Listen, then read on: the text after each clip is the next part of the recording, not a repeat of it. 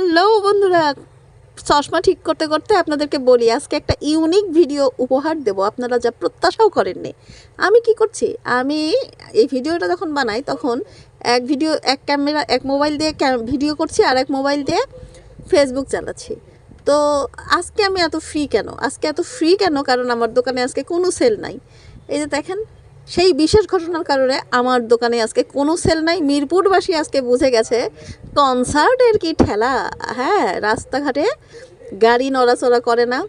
মানে বাসা থেকে কি কষ্ট করে যে রেস্টুরেন্টে আসছি, এখন আসার পর যখন দেখি কোনো কাস্টমার নাই তখন কেমন লাগে বলেন তো। যাই হোক, আতশবাজির শব্দ শুনে আমি কি আর বসে থাকার মানুষ? এই যে দেখেন কেমন ফাঁকা, দেখছেন কত রোমাঞ্চ এখানে চলে, সেই রেস্টুরেন্ট আজকে ফাঁকা। যাই হোক, আমি তাড়াহুড়া করে বের হলাম এবং আমি বের হয়ে দেখি আমার সব স্টাফরা রাস্তার মাঝখানে দাঁড়িয়ে আছে। ওরা উপভোগ করছে আতশবাজি। কি উপভোগ করছে?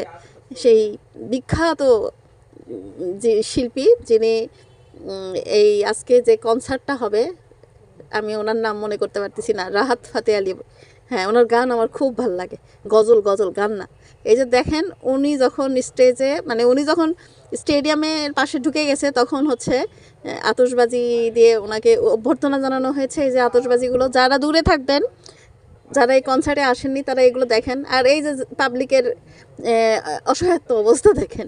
আমি এরকম ভিড় ঠেলে ঠেলেই আজকে রেস্টুরেন্টে আসছি। গাড়িতে ঘন্টার পর ঘন্টা বসে থেকেছি, শুয়ে না। আমি আজকে কি বলতেছি এসব। যাই হোক, গাড়ির এসব ভিড় সব কিছু বাধা বিঘ্ন এড়িয়ে আমি সামনে যেতেই থাকলাম। দেখি যদি একটু মানুষ টাকা খরচ করে গান শুনে, আর আমি তো গান শুনবো ফ্রিতে।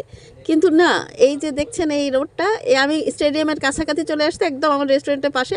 কিন্তু ওখানে আর্মির লোকজন রাস্তায় বের হতে দিচ্ছে না। তারপর আমি আবার হাঁটতে হাঁটতে আর এক দিকে গেলাম। এবার আমার রেস্টুরেন্টের সামনে থেকেই সুমধুর কণ্ঠের সেই গজল, ওরে পিয়া। আচ্ছা, এরকম করে তো আমাকে বলা যাবে না, কারণ মানুষ যে টাকা কেন খরচ করে এটা আজকে আমি বুঝছেন। আগে আমি ভাবতাম এগুলো বিলাসিতা, এগুলো ফুটেনি মানুষ কিসের জন্য করে। আমি যখন এই যে হাঁটতেছি, তখন দূর থেকে ভেসে আসতেছে, ওই যে স্টেডিয়াম দূর থেকে বললেও ভুল হবে, মাইকে ভেসে আসতেছে সেই বিখ্যাত ওরে পিয়া গানটি, গজলটি। ওটা গান না গজল, আমি এটা সঠিক বলতে পারবো না।